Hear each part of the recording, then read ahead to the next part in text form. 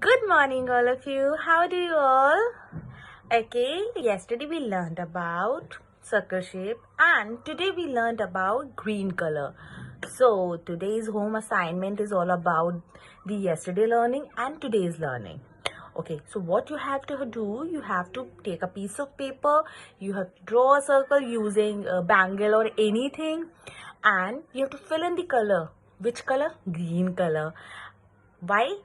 Because tomorrow is Earth Day, and with this we are going to create our earth on a piece of paper. Green earth, healthy earth.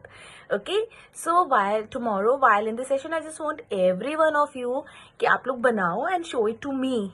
I'll just click the pictures by myself and show it to everyone near to me. Like my kids are so intelligent and they are so creative. Okay, so tomorrow is Earth Day celebration and you have to draw a earth using circle shape and a green color. Okay, all the best. See you tomorrow. Bye.